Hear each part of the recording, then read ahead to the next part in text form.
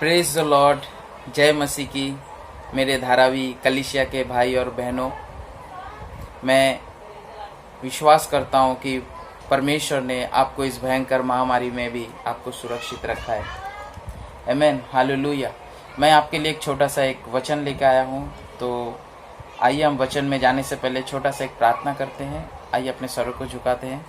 प्रभु जी, मैं धन्यवाद करता हूँ परमेश्वर पिता तेरे इस सुंदर समय के लिए। परमेश्वर प्रभु जी, जो आपने हम सबको दिया परमेश्वर पिता, मैं धन्यवाद करता हूँ इस भयंकर परिस्थिति में भी आपने हम सबको सुरक्षित रखा, हमारे परिवारों को सुरक्षित रखा। प्रभु जी, इसके लिए मैं आपको धन्यवाद करता हूँ पिता। जो मैं वचन बोलने वाला हूँ परमेश्वर पिता, अपने बुद्धि और अपने ज्ञान से नहीं बल्कि पवित्र आत्मा आप मेरी अगुवाई करे बोलने के लिए। प्रभु जी, यीशु मसीह के नाम से मैं प्रार्थना करते हैं, आमीन। आइए हम पहला यूहन्ना पहला अध्याय से मैं पढ़ता हूँ आपकी सभी के लिए। देखिए यहाँ पे लिखा है, आदि में वचन था और वचन परमेश्वर के साथ था और वचन परमेश्वर था। वही आदि में परमेश्वर के साथ था, मतलब वचन परमेश्वर के साथ था। सब कुछ उसी के द्वारा उत्पन्न हुआ और जो कुछ उत्पन्न हुआ है उसमें से कोई भी वस्तु उसके बिना उत्पन्न नहीं हुई। उसमें जीवन था और वो जीवन मनुष्य की ज्योति था। ज्योति अंधकार में चमकती है और अंधकार ने उसे ग्रहण नहीं किया। यहाँ पे आपने एक गौर किया, यहाँ पे चौथा वचन क्या बोलता है? उसमें जीवन था और वो जीवन मनुष्य की ज्योति था। आमीन, हालेलुया। मतलब यहाँ पे प्रभु यीशु मसीह के बारे में बोल रहा है कि उसमें जीवन था और वो जीवन मनुष्य की ज्योति था। ज्योति अंधकार में चमकती है और अंधकार ने उसे ग्रहण नहीं किया। आमीन, हालेलुया। अंधकार ने उसे ग्रहण नहीं किया। लेकिन आज मैं गर्व से बोल सकता हूँ कि आज जितने भी मसीह भाई बहन हैं, जे आपने उस ज्योति को ग्रहण किया है और वो ज्योति कोई और नहीं, प्रभु यीशु मसीह है। आमीन, हालेलुया। इसके लिए हम ज्योति की संतान कहलाते हैं। आगे परमेश्वर का वचन कहता है, 12वां वचन, परंतु जितनों ने उसे ग्रहण किया उसने उन्हें परमेश्वर की संतान होने का अधिकार दिया। आमीन, हालेलुया। कितनी बड़ी बात है, कितनी बड़ी बात है कि आज हम परमेश्वर की संतान हैं। वो परमेश्वर जो आकाश और इस पृथ्वी का रचना करने वाला परमेश्वर है। यहाँ पे हम लोग जो कुछ भी उत्पन्न हुआ है वो सब कुछ उसी ने किया है और उसके बिना कुछ भी उत्पन्न नहीं हुआ, ऐसा कुछ भी नहीं है। तो हम उस सर्वशक्तिमान परमेश्वर के संतान हैं, हम उस ज्योति की संतान हैं। आमीन, हालेलुया। तो कितना भी परिस्थिति भयंकर क्यों ना आए, मैं बोलूँगा ये कुछ भी नहीं है। इस कोरोना वायरस में जो ये परिस्थिति, इस महामारी जो चल रहा है, ये कुछ भी नहीं है। हम प्रेरितों के अध्याय में पढ़ते हैं, आगे प्रेरितों के काम में पढ़ते हैं कि इससे भी भयंकर भयंकर परिस्थिति इस संसार में आने वाली है।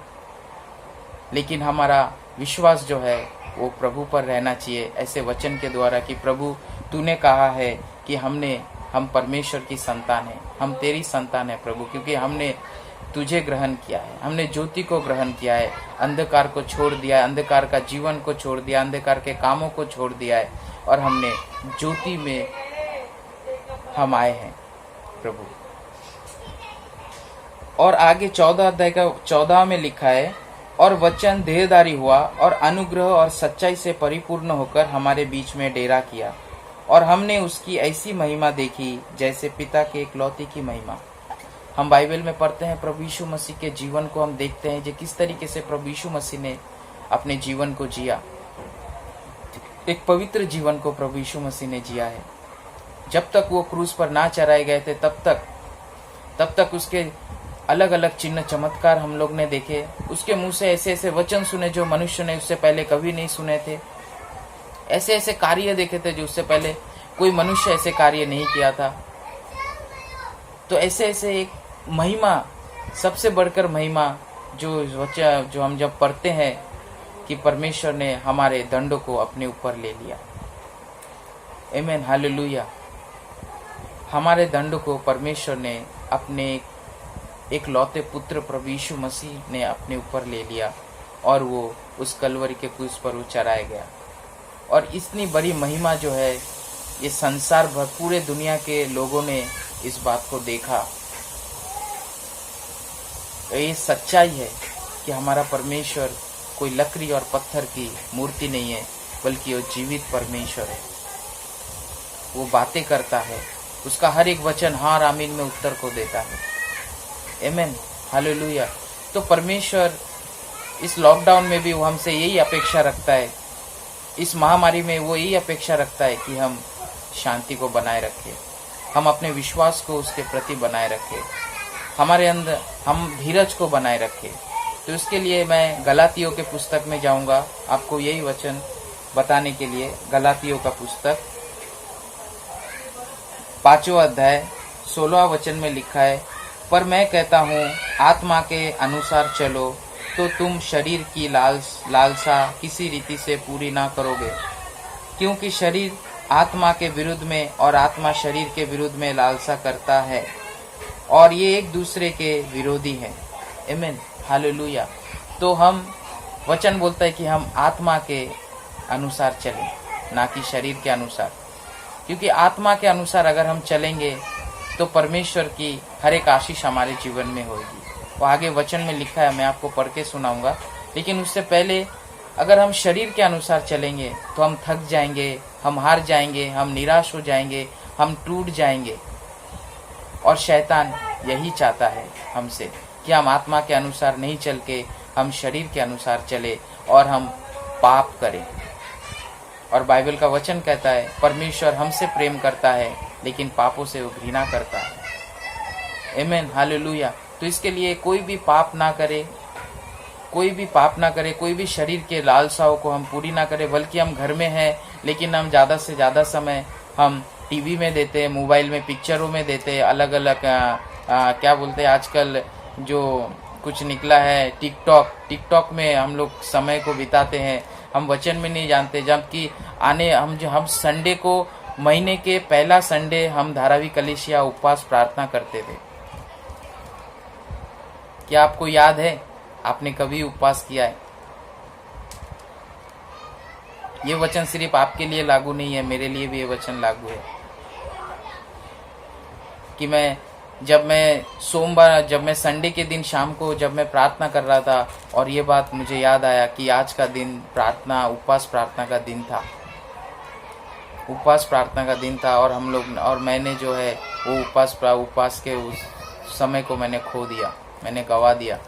और मैंने माफ़ी मांगा परमेश्वर से कि आने वाले हफ्ते से मैं उपवास रखना चालू करूँगा, क्योंकि बहुत ज़रूरी है कि अपने शरीर के कामों को मारना और आत्मा के अनुसार चलना।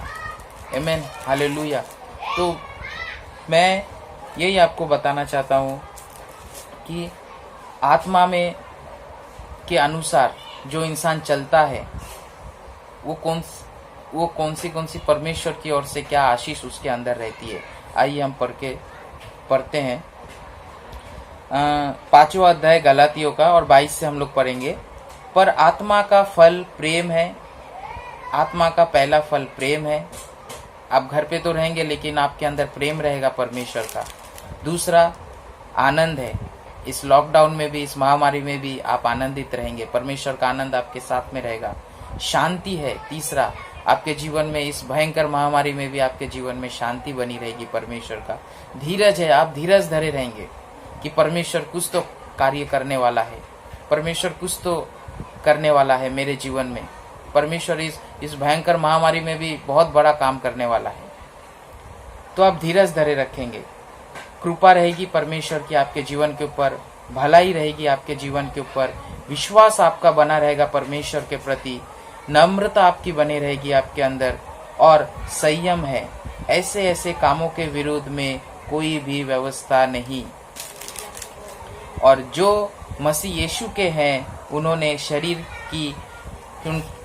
शरीर को उसकी लालसाओं और अभिलाषाओं समेत क्रूस पर चढ़ा दिया है। यहाँ पे वचन बोलता है, ध्यान से सुनना, 24वां वचन क्या बोलता है, 5वां अध्याय का गलातियों का 24वां वचन क्या बोलता है, और जो मसीह यीशु के हैं, और जो मसीह यीशु के हैं, आप और हम मसीह यीशु के हैं, उन्होंने शरीर को उसकी लालसाओं और अभिलाषाओं समेत क्रूस पर चढ़ा दिया है। क्या आप आमीन बोलते हो इस वचन को सुनने के बाद में? क्या आपने प्रभु यीशु मसीह को ग्रहण करने के बाद में आपने हर एक शरीर की हर एक लालसाओं और अभिलाषाओं को प्रभु यीशु मसीह के साथ में क्रूस पर चढ़ा दिया है? अगर ऐसा है तो आपके अंदर ये सारे जो परमेश्वर ने आशीर्वाद दिया है, ये प्रेम, आनंद, शांति, धीरज, कृपा, भलाई, विश्वास, नम्रता और संयम, ये सारे आपके जीवन में रहेंगे। और कुछ भी भयंकर बीमारी क्यों ना आए, संसार में कुछ भी परिस्थिति क्यों ना आए, आप घबराएंगे नहीं, आप डरेंगे नहीं, बल्कि परमेश्वर का शांति आपके जीवन में रहेगी। आपके अंदर वो धीरज बना हुआ रहेगा। आमीन, हालेलुया। बस यहीं पे बोल के मैं अपना वचन को खत्म करूंगा। आइए हम प्रार्थना करते हैं एक छोटा सा। प्रभु जी, मैं धन्यवाद करते परमेश्वर पिता तेरे सुंदर वचन के लिए प्रभु जी, जो आपने मेरे द्वारा बातें किया इस वचन को देने के लिए प्रभु जी, इसके लिए मैं धन्यवाद करता हूँ। प्रभु जी, मैं फर्स्ट टाइम और पहली बार ये वचन मैं दिया हूँ परमेश्वर पिता। परमेश्वर पिता, मुझे नहीं मालूम, मैं अपने आप की बड़ाई नहीं, बल्कि आपकी महिमा हो परमेश्वर पिता। आप बड़े और मैं घटू परमेश्वर पिता। मैं धन्यवाद करता हूँ। और धारावी कलीसिया के हर एक भाई बहनों को, बूढ़े से लेके बच्चों से लेके जवानों से लेके हर एक को आपके हाथों में सौंपता हूँ प्रभु जी।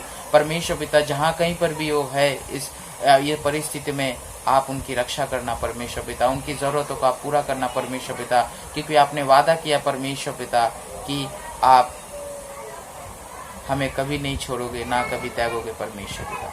मैं धन्यवाद करता हूँ परमेश्वर पिता, हर एक के परिवार को आप संभाले रखोगे परमेश्वर पिता, और इस महामारी से बचाए रखोगे प्रभु जी। मैं धन्यवाद करता हूँ परमेश्वर पिता, और ये प्रार्थना प्यारे प्रभु यीशु मसीह के नाम से मांगते, सब मिलकर कहेंगे आमीन। Thank you.